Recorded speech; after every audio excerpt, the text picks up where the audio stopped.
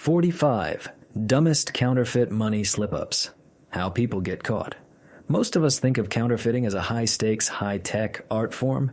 We picture a master forger, a shadowy genius hunched over an antique printing press in a hidden basement, meticulously engraving plates and mixing secret inks. We imagine a criminal mastermind with an artist's eye and a physicist's understanding of paper and light. The movies have sold us a fantasy of a crime so sophisticated, it's almost respectable. The reality, however, is a slapstick comedy of errors. For every one of those mythical masterminds, there are thousands of knuckle-dragging morons with an inkjet printer and a profound misunderstanding of how money works. These are not artists. They are idiots. Their downfall is never a result of brilliant detective work or a high-tech sting operation. It's the inevitable outcome of their own breathtaking, awe-inspiring stupidity. So, forget everything you've seen in the movies. This is not a story of criminal genius. This is an autopsy of incompetence. A deep dive into the shallow end of the criminal gene pool. Prepare for a masterclass in failure as we examine 45 of the dumbest, most embarrassing, and utterly pathetic ways counterfeiters have gotten themselves caught. The inkjet ink that ran. A man named Jerry thought he had the perfect setup. A high-resolution scanner and a top-of-the-line photo printer. He spent a weekend printing a stack of what he considered perfect $20 bills. They looked crisp. The color was almost right. Feeling like a financial wizard, he went to a local bar to celebrate his new career. He ordered a drink, and with a flourish of pride, paid with one of his fresh bills. The bar was crowded and humid, and the bartender's hands were slightly damp. As she took the bill, the portrait of Andrew Jackson began to bleed, the green and black ink running down the bill like cheap mascara in a rainstorm. The bartender looked at the soggy, streaked piece of paper, then at Jerry, and said, "I think your president is melting." Jerry was arrested before he could even finish his beer. The identical serial numbers. Two aspiring criminals in Florida managed to print a remarkably decent-looking batch of $100 bills. They had the right feel, the right color. They were proud of their craftsmanship. Their one tiny, fatal oversight? They had scanned a single $100 bill and had printed 1,000 copies of it. Every single bill in their possession had the exact same serial number. Their brilliant plan was to use them at a casino, feeding them into different slot machines. The casino's bill validators, which are smarter than most Ivy League graduates, immediately flagged the identical serial numbers as a fraudulent pattern. Within minutes, every security camera in the building was tracking the two geniuses who were effectively handing out signed confessions with every bill they spent. The $1 million bill. A man in North Carolina walked into a Walmart and tried to buy a vacuum cleaner, a microwave, and a shopping cart full of groceries, a total of $476. To pay for it, he presented the teenage cashier with a single bill, a $1 million bill featuring a portrait of the Statue of Liberty. He was completely serious. He seemed to genuinely believe that this was a real, albeit rare, denomination. When the cashier, and then the manager, and then the police explained to him that the U.S. Treasury has never printed a $1 million bill, he was not apologetic. He was indignant, insisting that they were the ones who were ignorant of high-level finance. He was arrested, a victim of his own profound misunderstanding of both currency and reality. 4. The in-dog we trust debacle. A counterfeiter in Philadelphia was a true artist in his own mind, but a terrible speller in reality. He spent months creating a series of counterfeit $50 bills that were, at a quick glance, quite convincing. But upon closer inspection, a tiny but significant error became apparent. On the back of the bill, in the spot where the national motto should have been, his version read, "In dog we trust." It is unclear whether this was a typo or a deeply held personal belief. He was caught after a sharp-eyed street vendor noticed the unusual theological statement and flagged down a police officer. The police station vending machine. In a moment of combined thirst and world-ending stupidity, a man fresh from printing a batch of fake $1 bills decided to test his creation. The nearest place to do so was the vending machine in the lobby of the local police station. He walked in, fed his fake dollar into the machine, and was immediately rewarded with a can of soda. Elated by his success, He did notice the two detectives standing right behind him who had watched the entire transaction. They were intrigued by the strange papery feel of the bill he had used. They arrested him on the spot. He was caught because his first criminal act was to steal a 75-cent soda from the very people paid to catch him. The social media mogul. A teenager figured out how to make passable counterfeit $20 bills, and like any modern teenager, he felt his accomplishments needed to be shared with the world. He started posting pictures of his operation on Instagram. There were photos of his printer spitting out sheets of bills, boomerangs of him fanning stacks of cash, and selfies of him with a smug grin, all with hashtags like chess, money printer gober, and chess of self-made. He wasn't caught by a complex FBI investigation.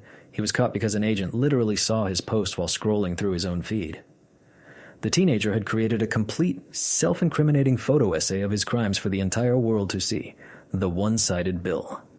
A man named Arthur meticulously printed a stack of what he believed were perfect $100 bills. The front was beautiful. The portrait of Benjamin Franklin was crisp.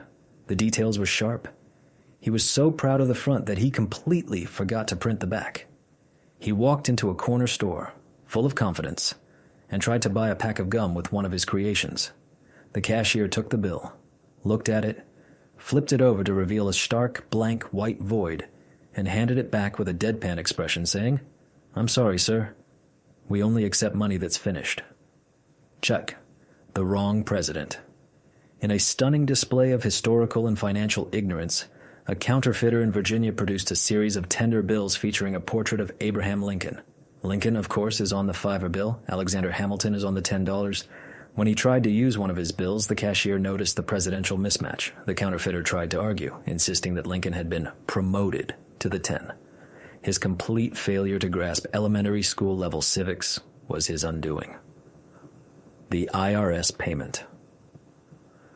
A man with a massive overdue tax bill came up with what he thought was a brilliant 2-for-1 solution. He counterfeited a large sum of money and then used that very same counterfeit money to pay his back taxes, mailing a thick envelope of fake bills directly to the Internal Revenue Service. He seemed to believe that the government's own bureaucracy was so inept, they wouldn't be able to spot their own currency.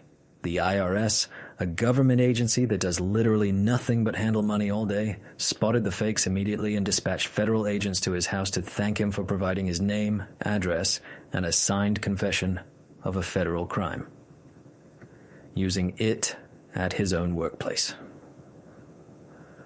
A man who worked the night shift at a 24-hour convenience store decided to supplement his income by printing fake $20 bills in his basement.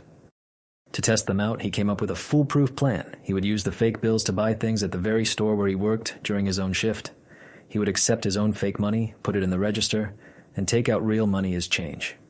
He didn't count on his manager, who, while cashing out the register at the end of the shift, immediately noticed the stack of bills that felt like printer paper. The security camera footage clearly showed their own employee as the only customer who had paid with those bills all night. The disappearing ink. A counterfeiter thought he was clever by using a special type of ink that he believed was more authentic. What he didn't realize was that the ink was highly sensitive to sunlight. He tried to buy a hot dog from a street vendor on a bright, sunny day. By the time the vendor had finished preparing the hot dog, the portrait and serial numbers on the bill had completely faded away due to UV exposure, leaving him with a blank piece of green-tinted paper. He was arrested for attempting to pay with what appeared to be a magic trick. The $3 bill. A woman walked into a fast food restaurant and tried to pay for her meal with a crisp new $3 bill, featuring a smiling portrait of President George W. Bush. She was genuinely perplexed when the cashier refused to accept it. She argued that her boyfriend had just printed a fresh batch and that they were as good as real. She even offered to give the cashier her boyfriend's address so he could get some too. The police were grateful for the tip. Hush, the too perfect cut. A man was proud of his counterfeiting process. He used a high-quality printer and paper. His fatal flaw was that he was a perfectionist. He cut the bills out of the sheets, not with scissors, but with a laser-guided paper cutter, giving them perfectly sharp, unnaturally precise edges. A real dollar bill has a slightly beveled, softer edge from the official cutting process. When he handed his bill to a bank teller, the teller immediately felt the razor-sharp edge, a telltale sign of a counterfeit. He was undone by his own obsessive attention to the wrong detail. The church donation. Feeling a pang of guilt over his life of crime, a counterfeiter decided to make a large donation to his local church. He filled the collection plate with a thick wad of his own homemade $50 bills. The priest, upon counting the collection later that day, noticed that all the 50s had the same serial number and felt like construction paper. The church reported it to the police, who simply waited for the generous, pious, and foolish criminal to show up for service the next Sunday. Dropping the evidence. A man successfully used a fake $100 bill to buy a small item at a gas station. As he was walking out, pleased with his success, he tripped. The contents of his pockets spilled onto the floor. This included his wallet, his keys, and a neatly cut stack of 20 more $100 bills, all with the exact same serial number.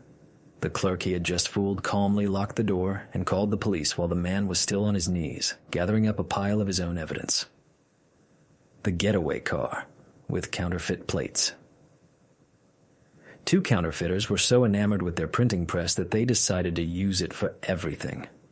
After printing a large batch of fake money, they printed a set of fake license plates for their getaway car.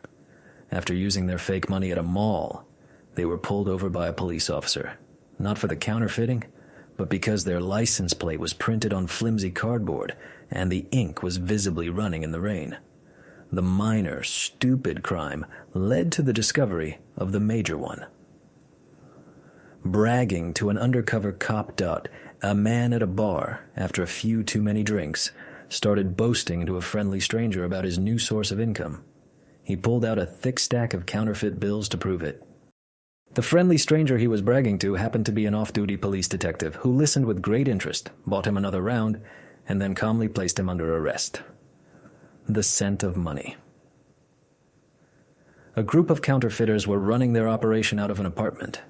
They didn't realize that the large volume of ink and chemicals they were using was creating a very distinct, powerful odor that was wafting through the building's ventilation system.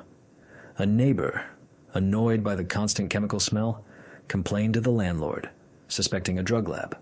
The police were called to investigate and stumbled upon a massive counterfeiting ring, not because of a tip, but because of a smell complaint. That's it. Trying to bribe a cop with fakes. A man was pulled over for speeding. In a moment of sheer, unadulterated panic, he tried to bribe the officer to let him go. The money he offered the officer was, of course, from the stack of counterfeit bills he had in his glove compartment. The officer took one look at the obviously fake bill with its blurry portrait of Ulysses S. Grant and arrested the man for speeding, attempting to bribe an officer, and possession of counterfeit currency. He turned a simple traffic ticket into a bundle of federal felonies. The Christmas card criminal. Around the holidays, a woman decided to spread some cheer. She sent Christmas cards to all her friends and family. As a special gift, she tucked a crisp new $100 bill into each card. The problem was, they were all counterfeits she had printed herself. Her own grandmother was the one who turned her in after trying to deposit the gift at her bank and being told it was a fake. The woman was arrested, having created a mailing list of witnesses to her own crime. The obvious watermark. A counterfeiter knew that real bills had a watermark. In his attempt to replicate this, instead of creating a subtle, hidden image, he simply printed a very faint, gray-colored picture of Abraham Lincoln on the front of his fake $5 bills. The result was a bill that looked like it had a ghostly, cartoonish second president photobombing the first one. It was a watermark that was more obvious than the bill itself, using a celebrity's face. In a bizarre act of tribute, a counterfeiter decided to replace the presidents on his bills with his own personal heroes. He printed a series of bills featuring portraits of celebrities like Elvis Presley and Oprah Winfrey. He was caught when he tried to buy groceries with a $20 bill that featured a beaming and very fake portrait of the actor Nicolas Cage. 3. The library printer. A young man, lacking his own equipment, decided to use the high-quality color printers at his local public library to run off a few sheets of fake $10 bills. He didn't account for the fact that libraries have librarians, security cameras, and a print log system that tracks every single page printed from every computer. He was arrested before he even got a chance to spend his Library loot. 24. Forgetting the magnetic strip. A counterfeiter made very convincing new-style $100 bills. He got the color-shifting ink right, the 3D ribbon, everything. But he forgot one detail: the magnetic properties of the ink used in genuine currency. His first stop was a grocery store, where the cashier, as is standard practice, used a counterfeit detection pen. The pen's mark was inconclusive. So, she swiped the bill through a small magnetic reader. It didn't beep. He was undone not by what he put on the bill, but by what he had left out. The paper trail. A man bought a high-end printer, several reams of specialty linen paper and specific types of ink, all from the same office supply store. He paid with a credit card. A week later, his poorly made counterfeit bills started showing up in that same area. The Secret Service investigated. Their first step was to check the sales records of all local stores for anyone who had recently bought the exact combination of materials needed for counterfeiting. His own credit card statement was a signed confession. The McDonald's Monopoly mistake. A man used a fake $50 bill to buy a small coffee at McDonald's. He got his change and, as a bonus, a Monopoly game piece. In a stunning twist of fate, that game piece was an instant winner for $100. Overcome with excitement, he ran back to the counter to claim his prize. The manager, who had just been alerted by the cashier about the fake $50, was more than happy to see him again. He was arrested while trying to claim the prize he had won with a fraudulent purchase. The wrong kind of paper. A man thought he was being clever. He knew that regular printer paper felt wrong, so he went to an art supply store and bought expensive, high-quality watercolor paper, thinking the texture would be more convincing. The result was a stack of counterfeit bills that felt less like currency and more like a fancy wedding invitation. He was caught when a gas station attendant noticed his $20 bill was all soft and bumpy. The live-streamed crime. A group of young counterfeiters thought it would be cool to live-stream their process on Twitch. They set up a channel called Artisanal Money, where they would show themselves printing, cutting, and aging their fake bills, all while taking questions from their viewers. They thought that by not showing their faces, they were anonymous. They didn't realize that their reflection was perfectly visible in the screen of the printer they were showcasing. The FBI was a subscriber. Leaving the scraps. A counterfeiter was meticulous about his work, but messy in his personal habits. After printing and cutting his bills, he simply threw the paper, scraps the edges of the sheets with partial images of bills into his regular trash can. When sanitation workers picked up his trash, the bag ripped open, spilling the incriminating scraps all over the street. A passerby saw the partial money prints and called the police.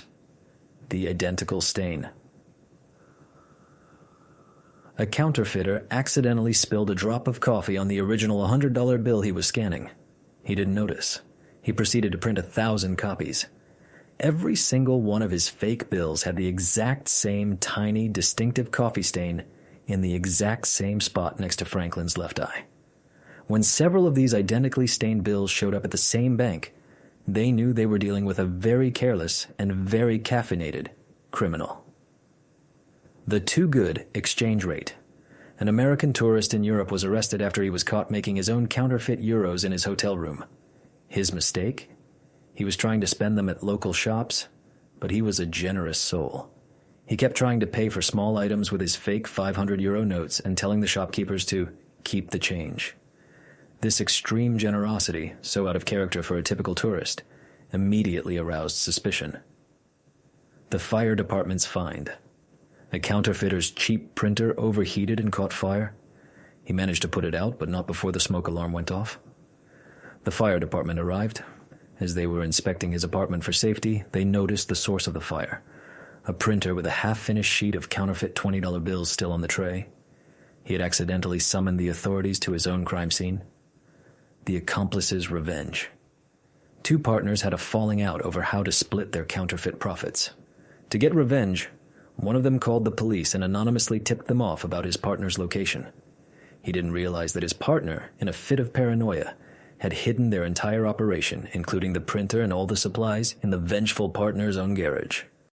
When the police raided the location, they arrested the man who had made the call. The casino cash-out. A man fed $1,000 in counterfeit 20s into a slot machine, played for a few minutes, and then hit the cash out button to get a voucher for clean money. This is a classic amateur money laundering technique. He didn't know that casinos are required by law to file a federal report for any cash transaction over a certain amount, and that his voucher would be scrutinized. He also didn't know that his face was being recorded by at least 6 different high-definition cameras. The "I'm with the Secret Service" scam. A man was caught using a fake bill. When confronted, he tried a bold and incredibly stupid strategy.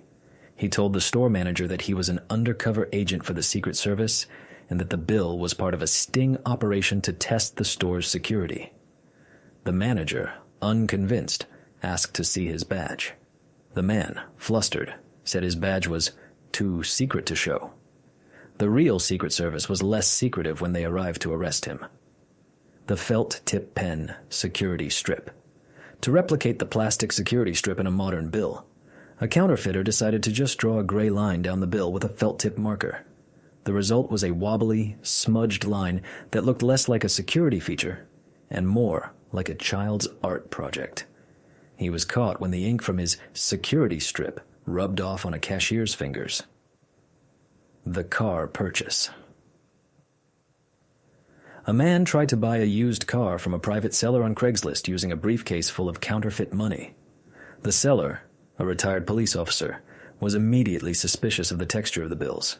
He told the counterfeiter he needed to go inside to get the title. Instead, he called 911. The counterfeiter was arrested while sitting in the driver's seat of a car he would never own. The color-changing ink that didn't.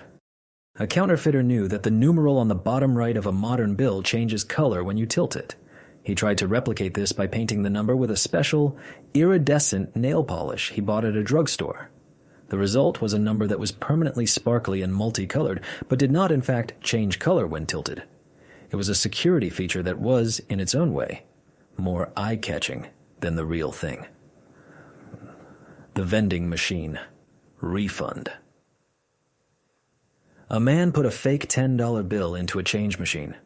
The machine accepted the bill and gave him 10 real $1 coins. He then did it again and again.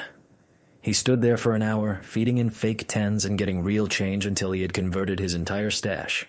He was caught because a casino employee noticed a man spending an unusual amount of time at the change machine and reviewed the security footage. He was arrested with his pockets bulging with over $200 in coins. The high school art project. A high school student, as an art project, created a series of oversized but incredibly realistic $100 bills. He got an A. He then got the brilliant idea to shrink his art down to normal size and try to spend it. He was caught when a clerk noticed the bill had, in tiny letters at the bottom, "Property of the Northwood High School Art Dept," printed on it. The foreign paper fiasco. A man, trying to find paper with the right feel, decided to use actual currency paper. He traveled to a country with a collapsed economy, bought a massive, worthless stack of their old banknotes, and then chemically washed the ink off them. His plan was to print U.S. currency onto this real paper. He was caught by customs on his way back into the U.S. when they discovered his suitcase was full of thousands of blank, washed-out banknotes. The "it's for a movie" excuse.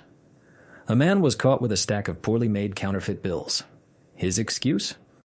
He was an independent filmmaker, and the money was just a prop for a movie he was shooting. The police asked for the name of the movie. Panicked, he made one up on the spot. Fast cash, dirty money. The police were unimpressed, especially since he didn't own a camera and the props were found in his wallet at a grocery store. The wrong denomination for the president. A woman created a series of what she thought were flawless $1 bills. The only problem was, the portrait she had carefully scanned and printed was not of George Washington, but of Abraham Lincoln from the $5 bill. She had created a hybrid, a $1 bill with the wrong president. She was arrested after trying to use her Linkington at the post office. The Craigslist printer. A counterfeiter decided to retire from the business. He tried to sell his high-end printer and cutting equipment on Craigslist. In his ad, to show the quality of the printer, he included a sample photo of what it could print. The sample photo was a sheet of uncut $20 bills. An FBI agent who monitors the site for just such things saw the ad and replied, posing as an interested buyer. The accidental confession. And finally, a man who was arrested for a minor shoplifting offense. During his interrogation, he was trying to downplay the crime, saying, "Look, it's not like I'm a real criminal. It's not like I'm at home printing my own money or something." He said it as a joke, a sarcastic deflection. But the way he said it, with a nervous twitch and a weird laugh, made the detectives suspicious. They got a search warrant for his apartment based on nothing more than his own idiotic, hypothetical confession. They found his entire counterfeiting operation. He literally joked his way into a federal prison sentence. So, what is the unifying thread in this tapestry of failure? It is the profound and unshakable confidence of the profoundly and unshakably stupid. These are not stories about brilliant criminals being outsmarted by brilliant detectives. They are stories about people who were their own worst enemies, who laid the groundwork for their own capture, with every boneheaded decision they made. They prove that the most advanced security features on a dollar bill are not the watermarks, the 3D ribbons, or the color-shifting inks. It's the sheer, glorious, and seemingly infinite incompetence of the person trying to copy it. The gap between a fake bill and a real one is nothing compared to the gap between these criminals' ambitions and their intelligence. Subscribe if you now feel that your own money is safe, not because it's hard to copy, but because the people trying to do it are this dumb. This